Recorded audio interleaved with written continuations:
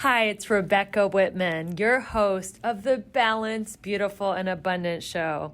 I'm a top-rated life coach, an international best-selling author, and a multi-passionate entrepreneur. I'm on a mission to help you go from burned out to balanced, beautiful, and abundant. The experts on this show will help you achieve work-life balance so that you can experience abundance in 7 pillars of life: spirituality, health, emotions, romance, mindset, social, and financial life. When you have all 7 pillars of life in alignment, you are balanced, beautiful, and abundant. Let's go.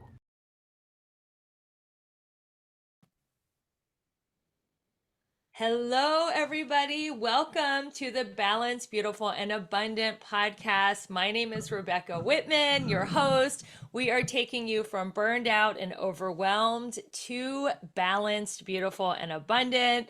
We thank you for all your love and support. Because of all the wonderful people who listen to this show and share it, we are in the top 0.5% of all podcasts globally in self-help.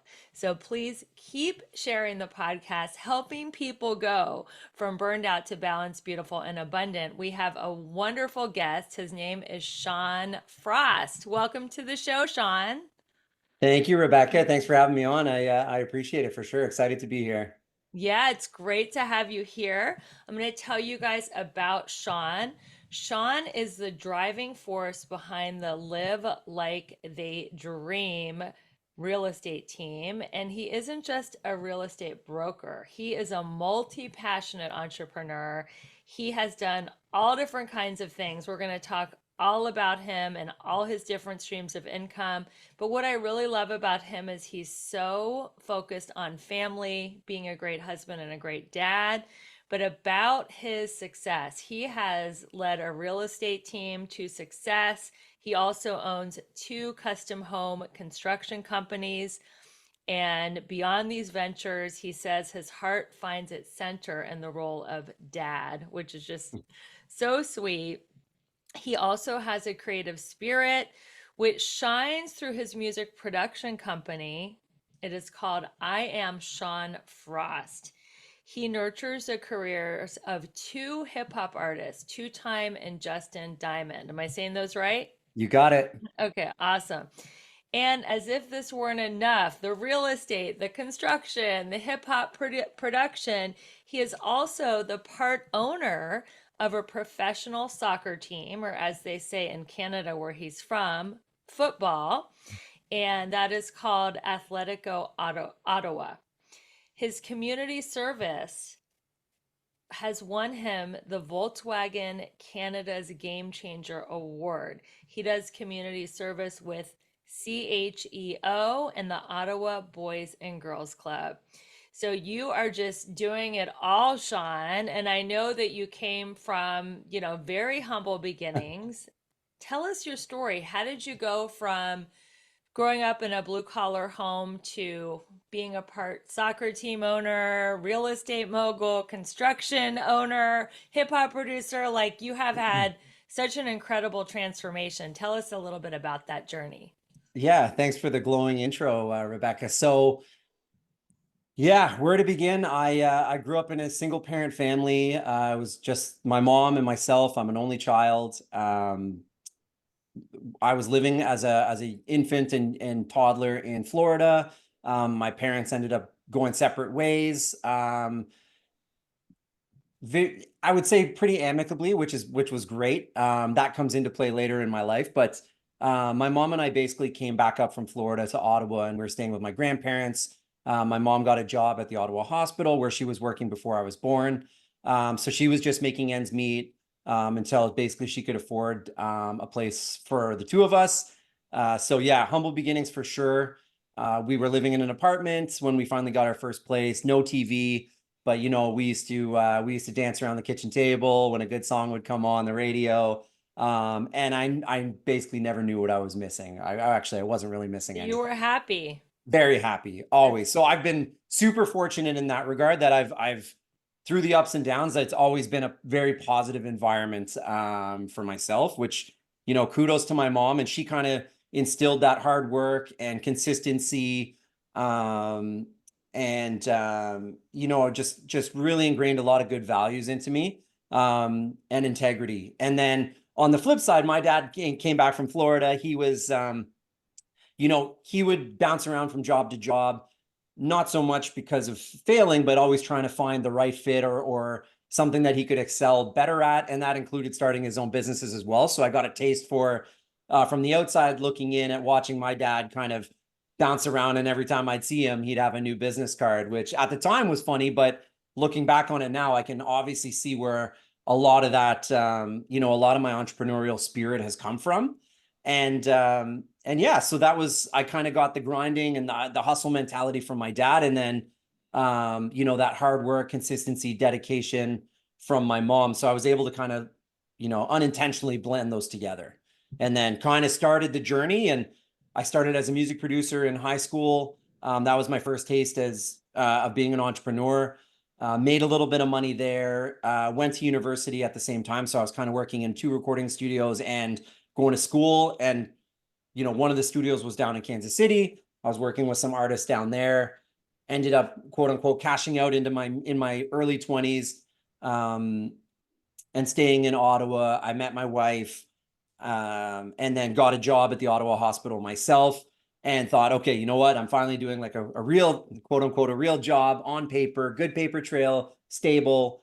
But yeah, quickly realized that although I really liked the job, there wasn't anywhere for me to grow. So I spent a lot of time there feeling like I was in a dead end job.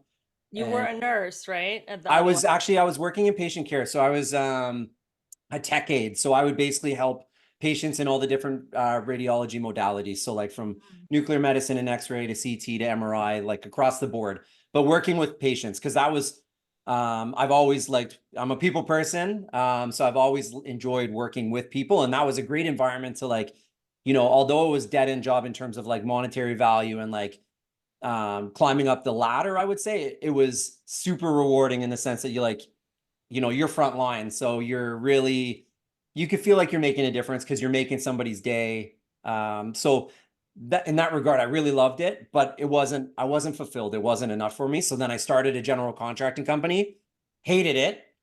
And I did that for a couple of years while working at the hospital, and just, now I was feeling like I was in a dead end job on one side, and like hated the like moonlighting the general contracting on the side, was making some money and getting jobs, but I absolutely despised it. So then I found myself like stuck between a job that's going nowhere and then a job that I absolutely hate, and one on the entrepreneurial side and one in the 9 to 5 corporate side. So I just felt like, I was making a paycheck still, but it wasn't me. I was absolutely stuck. Like I felt like my feet were in fresh cement, and there was just, I was drowning. Yeah. So how did you go from drowning? You're doing the nursing or the aid, health aid. You hate Yep. that. You hate being a contractor. How did you turn it around? What happened? Well, one, I just decided that was it for the general contracting company. Woke up, called my partner, and said, I'm out. It's done. I'm shutting it down. I'm not selling the business. I'm not looking at the business again.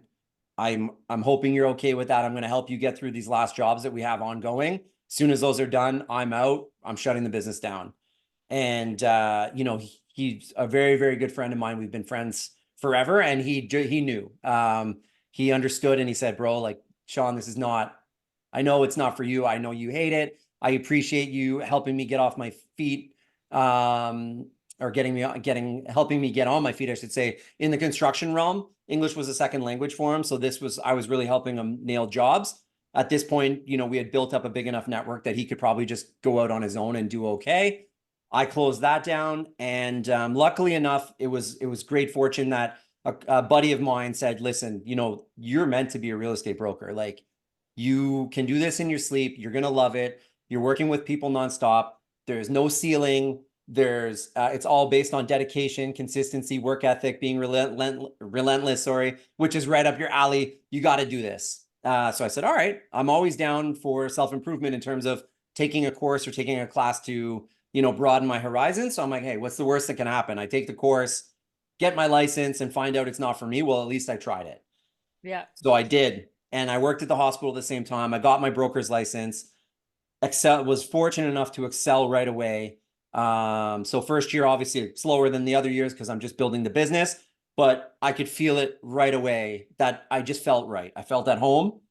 And I actually ended up working as a real estate broker and at the hospital for 4 years, doing both. And I really farmed a lot of business and prospecting through the Ottawa hospital because I worked with the radiologists, the nurses, the doctors, people that were great candidates to be buying and selling. So that's what I did. And it was just absolutely fantastic. So that dead end job went from a dead end job to an absolutely amazing prospecting pool to grow my own business.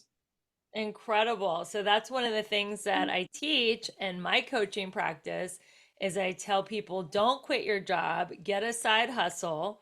That way you don't have to put like your family in jeopardy. They still have their health benefits, they still have food on the table, and you create the side hustle and then you can either have multiple streams of income or just segue in. So 4 years, guys, if you're listening, and he used the connections from the hospital to be his first clients in real estate. So that is really good too, because when you're in your job, people there know, like, and trust you, and they could be customers for your side hustle. So, how did you finally decide to leave the hospital and then go into real estate and then add back the music production? Yeah. So good question. So that was my first, kind of rock bottom, was feeling stuck in terms of the job. So then from there, I got the real estate stuff going.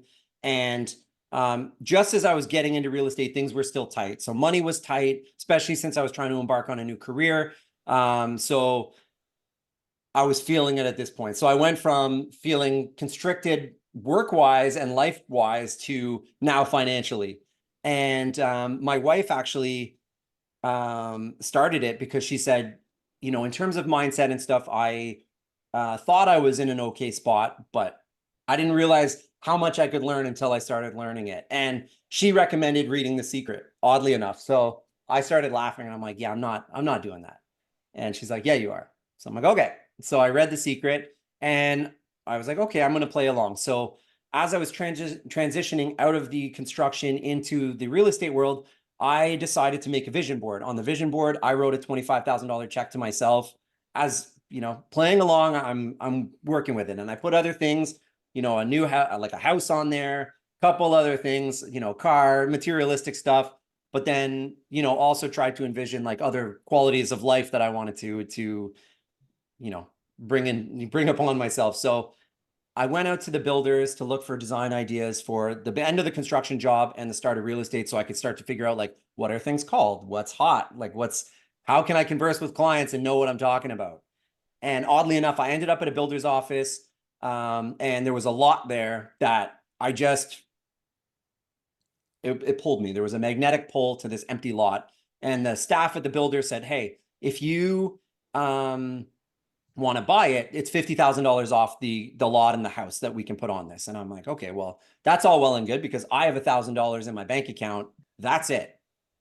That's it. Like, and I got to eat, and I'm going to have to pay a mortgage. At this point, we owned a little condo townhouse that I actually was my mom's. So when she moved, I bought it off of her, because I had my recording studio in the basement, and it was too nostalgic. I couldn't let it go. I felt like I was losing a piece of myself. So kept it. Anyway, I was like, okay, what does it entail to buy this house? And they're like, a $25,000 deposit, then your down payment at closing, which is going to be in 10 or 11 months. And then away you go, as long as you qualify for a mortgage. And I'm like, okay, well, 25 grand, I do not have 25 grand, but I feel like this would be a great opportunity if I did have 25 grand. So I left there and I drove to the bank, and I sat down with a teller. I ended up getting an appointment with a manager in the back, and I asked for a loan, a line of credit. And they ran it through, and they're like, yeah, you got good credit. I didn't really owe anything, aside from a mortgage. So they said, we can give you a line of credit without doing a deep, extensive dive into, finding out what you're approved for. You're instantly approved for a line of credit. And I said, great. How much is a line of credit? They said $25,000. So I'm like, okay, that's kind of weird, Yeah. but I'm going to open that. And they're like, okay. And I was like, so can I can you write me a bank draft? Can you write me a check for $25,000? And they're like, out of the line of credit that you're just opening? I'm like, that's correct. And they're like, okay. So they wrote it hesitantly, like, but it was my line of credit. They didn't have much choice.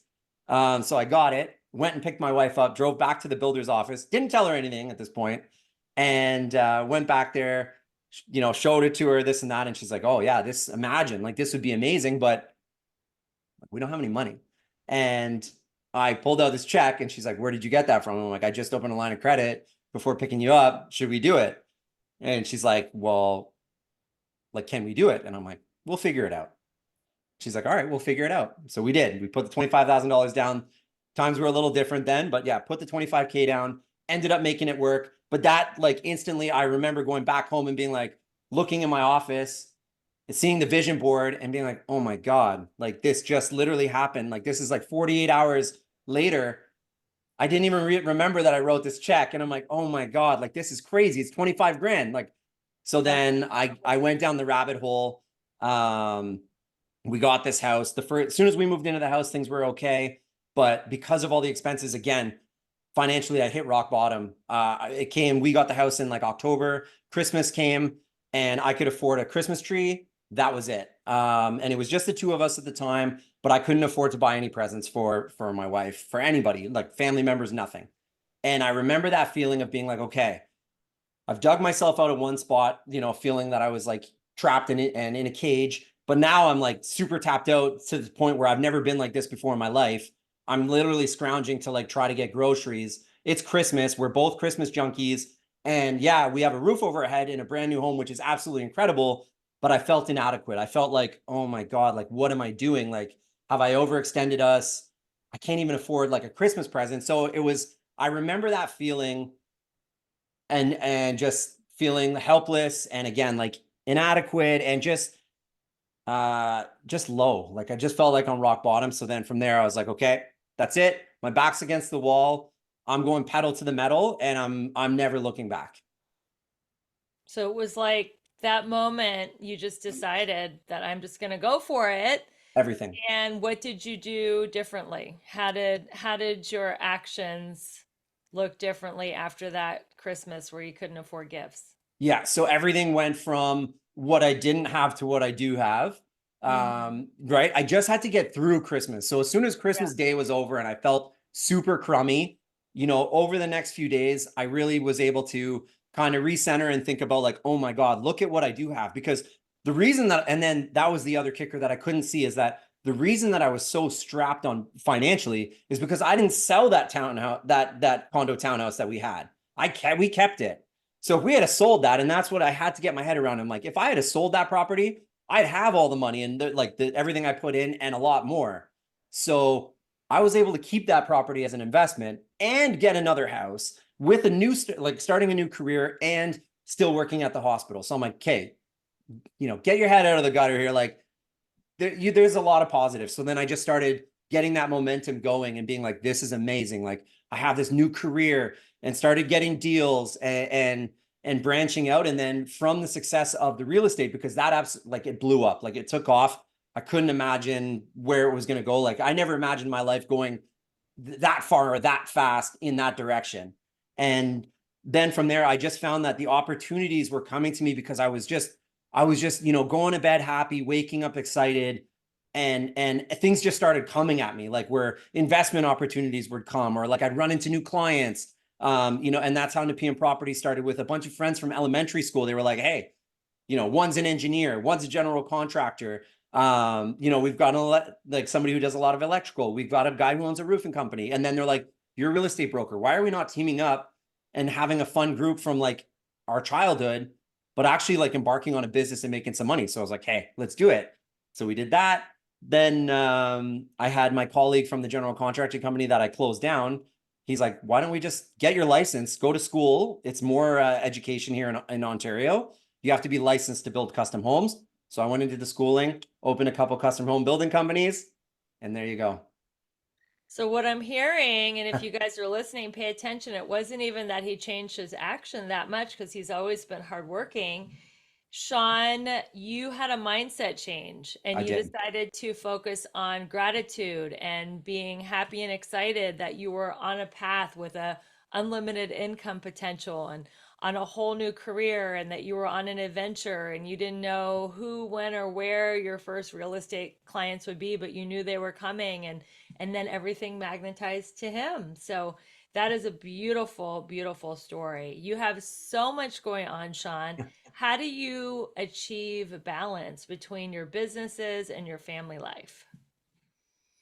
Well, luckily, I'm passionate about everything that I do, so that all becomes life rather than having to separate business and personal life. I also have a very supportive family, which is also huge. And luckily enough, they've been there. Like, my wife's been there from the start, so she's seen it happen and has always been a supporter, just as my good friends have been. And so that makes a big difference. But time management, that includes time blocking. So I have non-negotiables, just like I believe everybody should. So, I spend time with my son every morning before school. I make sure that I'm taking him to school. I make sure that I'm picking him up at school every day if I can.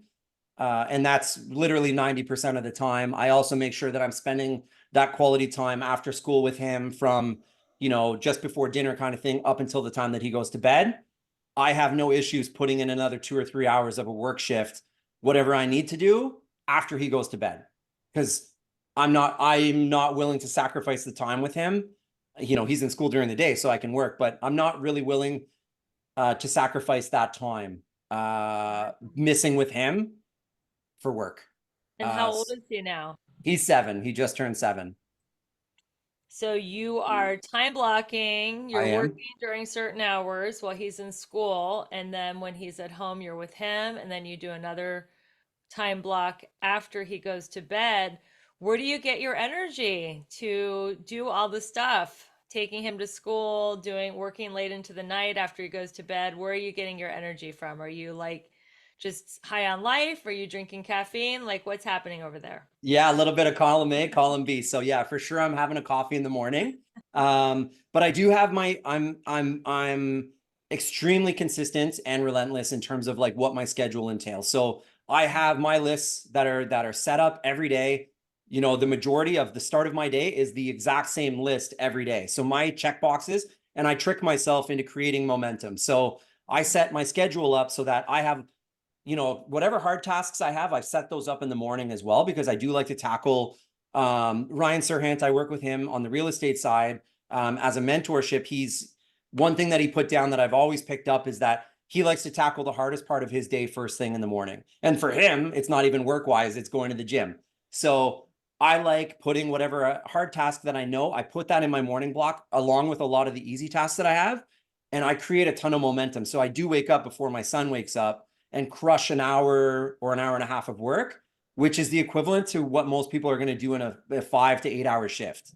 Because I've got it so scheduled that I'm knocking all that stuff out and getting that momentum going, so that by the time he wakes up or I take him to school, I'm already flying. I look at my list and I'm like, holy smokes, like, yeah, we're going to get it. And I make sure that aside from going to doctors, dentists, dealing with lawyers and stuff, I don't do anything that I don't want to do. I've put myself in that position. So So, what time do you wake up? usually, like, honestly, he's not up that early. So usually like between 6 and 7, I'm up.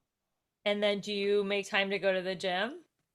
I do. I actually just worked out before the episode. So yeah, usually during the day while he's at school. I used to work out at night. Now I'm finding at my age I'm getting a little bit fatigued to like start crushing workouts at 9:30 or 10 or 11 o'clock at night.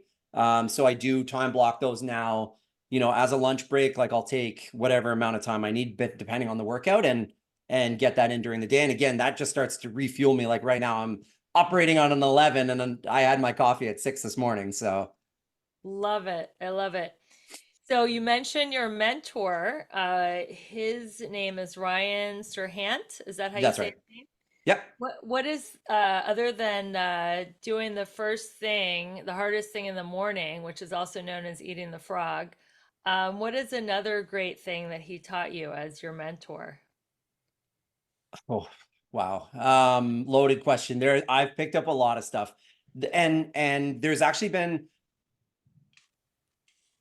you know what? There's probably two things. And one of them was when I first started, we were in different spaces where he's go, go, go. And he's a really great, obviously he's great with his clients, but he's an excellent salesman.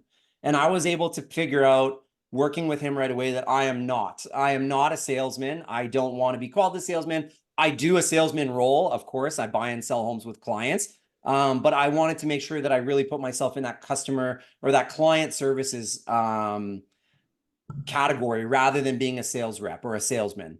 So that's one of the things that I learned from him, is that we're different in that way. And I'm okay with that. I don't need to be, he's the most followed broker, runs the most followed brokerage in the entire world, right? So that's not me. So that's one thing that I actually learned from him without him teaching me, is that it's okay to be different and success is different for everybody. So that's probably a big thing. The follow-up game, I learned from him really early, and follow up, follow through, follow back. He is fantastic at that. And so he instilled those values into me very early into my career. And that's probably one of the biggest things that separates me from a lot of brokers, is that my follow-up game is unreal, I think. So that's a big thing for sure. The fortune is in the follow up. So, what are some tips that you can give our listeners for following up? Do you have like a calendar, or do you have a CRM, or what is your follow up method? I do. I run with two CRMs. So one of them I run for all my clients. So everybody that I'm actually currently working with. And then of course, like I've got my monthly newsletter going through there. I've got everybody's birthdays, anniversary dates, whether it's for a wedding anniversary or that one can be a little bit tricky. But People get divorced. correct. Yeah. Okay, got The it. good, I don't want to say the good thing. I shouldn't say that. I'm usually in the no on those because I'm usually getting a call. Yeah. Right. And it's bittersweet because of course it's great for myself and my family in terms of like production, but it always sucks because it's two friends of mine at this point that I've worked with in the past that I'm watching things kind of not work out. So that's that. I have that CRM. So that's all for my actual client base, my sphere of influence, social media ads. Anybody else, I like it in a separate database, so it's neat and tidy.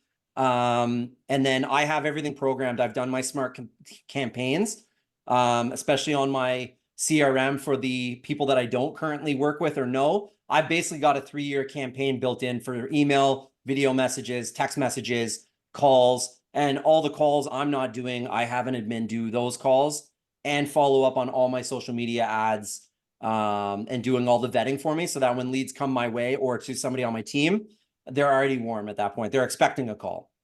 Incredible. So you have a nurturing sequence, nurturing your leads set up for 3 years in advance. That did you come up with that yourself, or did you learn that from a coach? Actually, oddly enough, it was kind of baked into the CRM. And then I went through the entire CRM and just tweaked it and personalized every message. But I followed the blueprint from the ideology of the messages, like kind of what the direction was of them. And then if I agreed with them, then I ran with it and just personalized it. And if I thought it was a little too salesy, I would either delete it or I would just alter it so that it was coming from me. And what is the CRM? So that CRM is KV Core. It's a good one. I believe it is based in the States. It actually comes with EXP. So when I moved over to EXP Realty from my boutique brokerage, my whole brokerage moved over. We moved over to EXP, and then I started the Sean Frost real estate team, which is my team under EXP. What does EXP mean?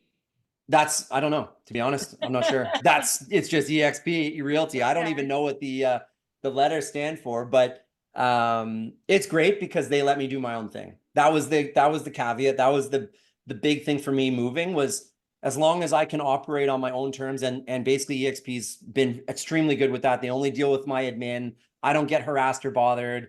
I completely run my own ship. So I couldn't ask for anything better in that regard. But What is EXP? Are they like a real estate brokerage that yeah, you operate under? they're a big real estate brokerage now. Okay, Yeah. okay. Yeah. Yeah. That's what I wanted to say. So do you ever get burned out? Do you ever feel like I'm doing too much? I need to back it up a little bit. And if you do get burned out, how do you deal with it? I do. Yeah, great question. I do, Rebecca.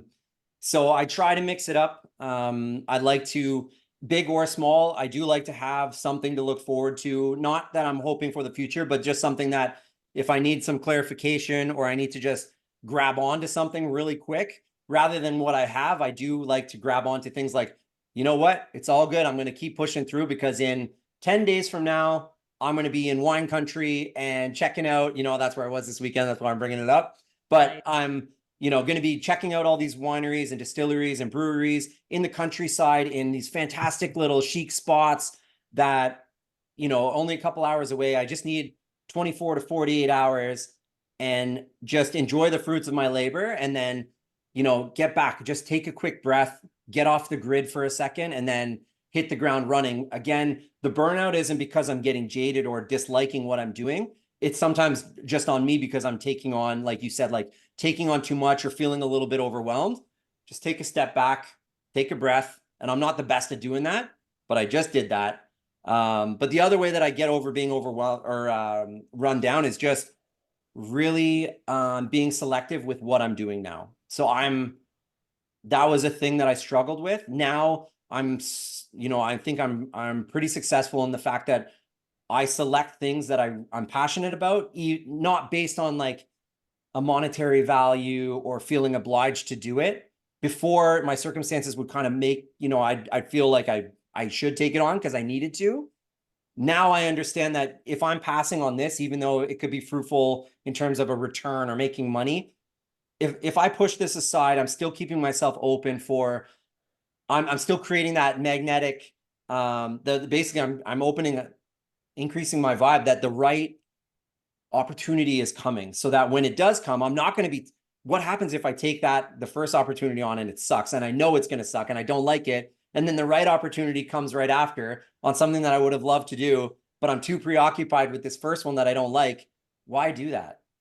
Exactly. I teach my clients don't do anything out of fear, obligation, or guilt because if you show up, just like you said, you're going to show up low vibe, resentful, bored, tired, and you're going to just lower your magnetism and maybe push away a great opportunity. So just rest. That happened to me last night. I just hit a wall. I had a really busy weekend with a lot of work and socializing. And last night I went to bed before 9 because I was exhausted and now I feel great. So if you need to get an extra hour or two of sleep, it's okay to get that rest.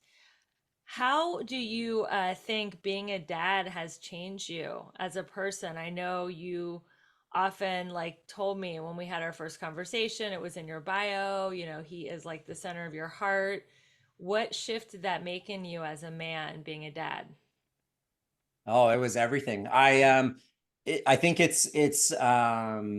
yeah, I'm just blushing thinking about it. Honestly, I was on the right track on, I don't want to say self-fulfillment, but my heart was full. Like I was feeling so good on my career path and life path and at like before he was born. So I was already in such a great place of not just gratitude, but just overall contentment, like just feeling happy. And like, not to say that I was going to get complacent, but I felt good. So then when he was born, it was something that I didn't know that I was even looking for that existed. That, I think every parent can probably relate that it's just that next level for a lot of us where I don't know, it's like an upper echelon of like existence where you just don't know that it's there until you experience it. And I just absolutely love this guy, as I'm sure every parent does, but I just can't get enough of him. We're attached at the hip. He's my best friend, I'm his best friend, and we have a lot of the same interests, which is great. I'm just a big kid anyway. So yeah, we just have a really, really strong connection. And now, part of it, of course, is that I want to do stuff for him. And that kind of gets to where I'm at in life now, is that now I'm not working on I'm blessed in the sense that I'm not looking to like get the next paycheck or even like increase, my savings. Like, of course, I'm doing all that. Like, I'm still working and hustling and grinding, but now I'm in legacy mode. Like, I'm really trying to get opportunities and create stuff that isn't necessarily going to set him up for the future even more than he needs to be. Like, I'm actually not really a big believer in that. I want to make sure that I'm leaving something and that he's going to be good, but I don't want to put him in a position where he doesn't need to do anything. Because I don't think that's, for me, my personal opinion is I don't think that's how life should be lived. I don't think it should be that easy. I think you should embrace the failure, but and embrace the struggle, and everything is going to taste that much sweeter in the end. But I want to leave something so that later on down the road, and that's the kind of nice thing about the home building too, is that I'm building a street in the next couple of years. I own the land with a colleague, and that's kind of a legacy project. So anytime You're building a street. What's it going to be called? it's so the street name's already there. It's called McDermott, Okay. but yeah, I basically grabbed the lot. It's like a cul-de-sac right now.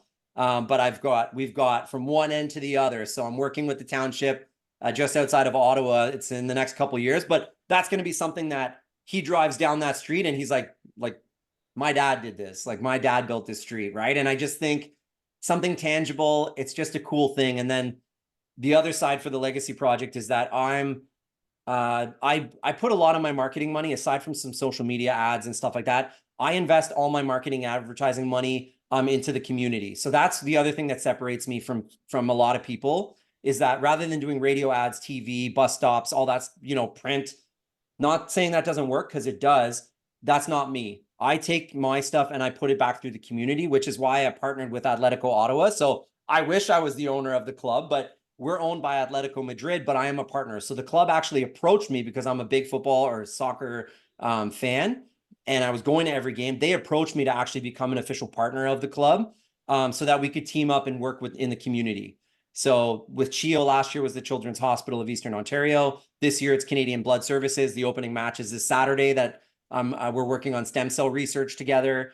So that's where I invest my money, because one, it builds my personal brand. Two, it's creating this.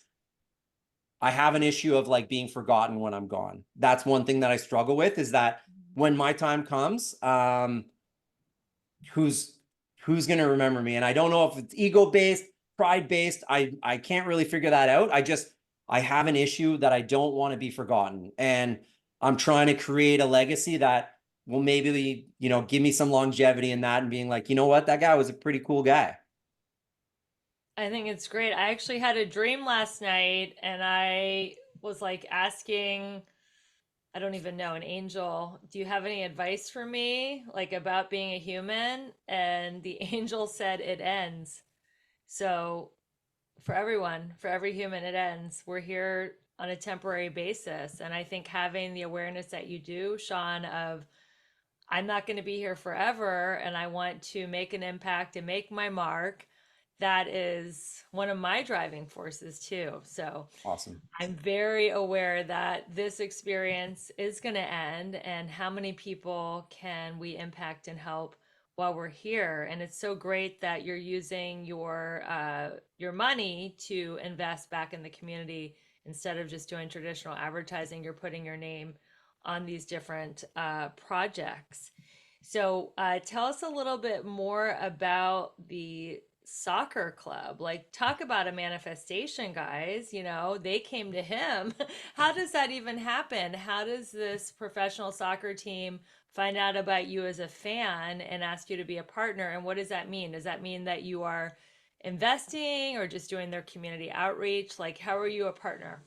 Yeah, so I had season tickets when the club first started, so I've been there since day one. So the Mm, club first started, we had lost our team a few years ago, and this was a new chance, a brand new start for football or for soccer in Ottawa. We're owned by Atletico Madrid, which is one of the biggest football clubs in the entire world. oh yeah. They actually came back and said, "Hey, we want to put a team in Ottawa," which I couldn't believe, but sure enough, it was legit. And they went through the first season, and I was there as a season ticket holder, and I purchased a suite. So I purchased the box at the stadium and went to every game. And walking down the in the back rooms and the hallways and stuff, you see every suite that's there, and these are the massive national corporations that have these suites that are sponsors, right? So they would be investing, but using advertising and this and that and the other, which, great play. But I didn't realize that I was the only one that had a suite as a supporter, no obligations, nothing from the club needed. It was just because I wanted to be there. And so that season ended, and I guess they had done some digging. Well, they had done some digging. It was, they did their research and found out, hey, one, not only is he a big supporter of the club, he also has a big, like a bigger social reach than we do. He's got a bigger voice right now than we do because we're just getting started, or bigger in a different avenue. He's a massive supporter. Let's sit down and do a lunch and let's see if he's interested. So they did have a pitch for me. So they just took me to lunch. I brought my right hand, my colleague, and we sat down for lunch, went over terms, and I was absolutely blown away with what they were basically offering. There was a financial obligation on my end to buy into the partnership, which was absolute. It was a no-brainer. It was the easiest decision I ever made, for all the right reasons. One, I'm still getting the suite. That's included in everything, but the whole partnership was based on community engagement and community give back, with the club as the big brother that would offer the doorway that we could, the door that we were able to kick down in all these avenues. So I couldn't believe it. And not only that, but the club does an incredible job of making me feel like I'm part of the club. They let everybody know at any point, whether it's through media, whether it's through events. I can't say enough good things. And it literally is a dream come true. Like, I might walk around a few times throughout the year with my chest puffed out, just because I'm so proud to be part of it, and what we're doing in the community. Like, we've won multiple awards across the country for our community work, which is something that I probably wouldn't have been able to do on my own. That's wonderful. Do you ever watch the show Ted Lasso? I do, of course. You're like the Ted Lasso of Ottawa. You're Oh like my God, what a compliment. I wish.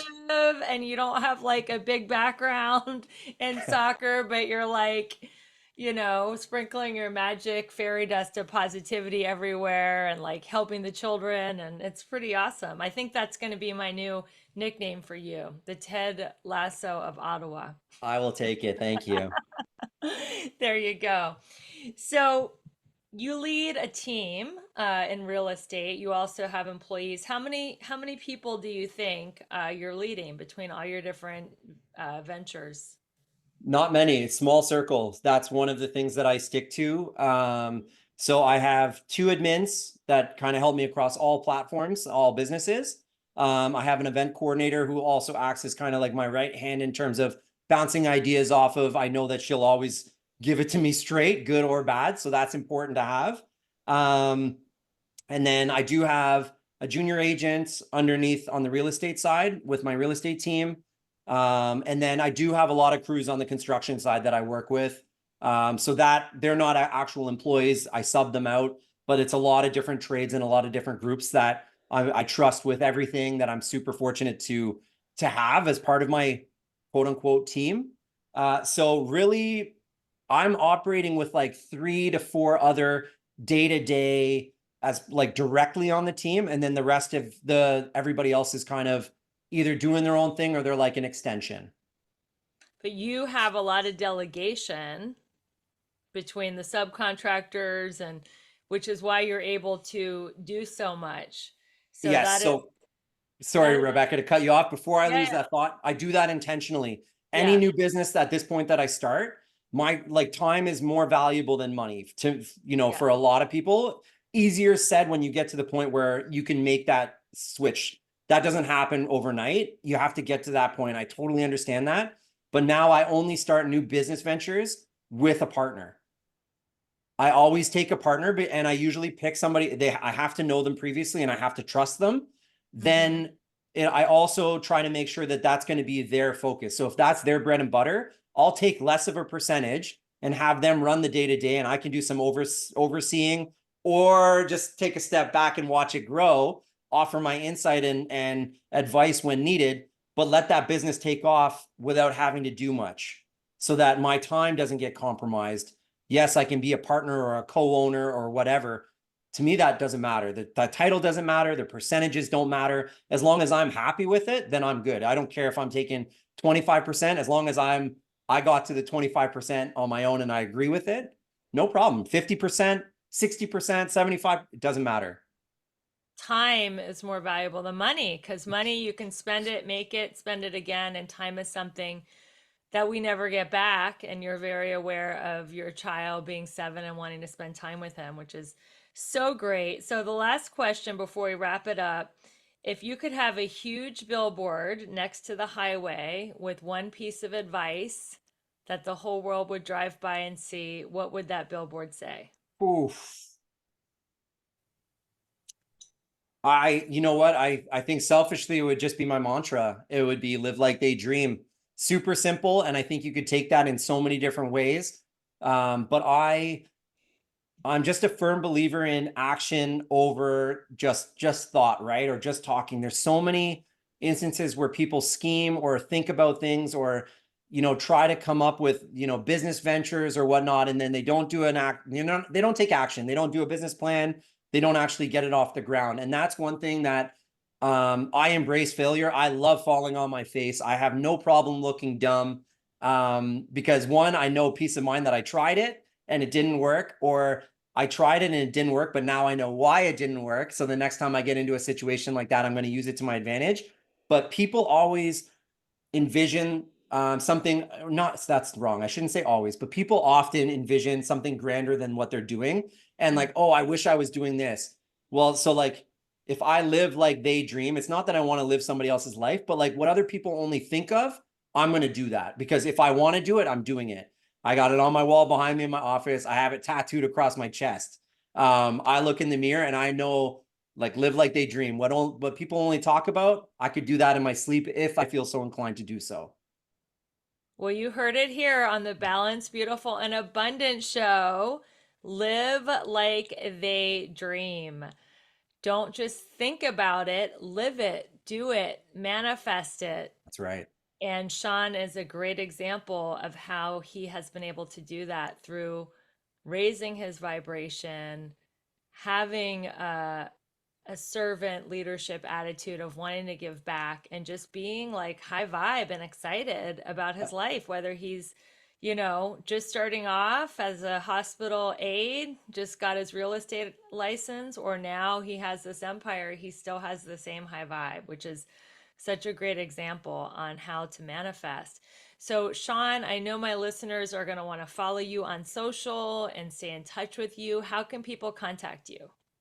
The best and easiest way is follow me on Instagram. So out of all platforms, that's the one I'm most active on, and that's the one that I'm sharing most of my life on, from family side, real estate, being back in the music industry. All of that stuff is found on my Instagram at I am Sean Frost.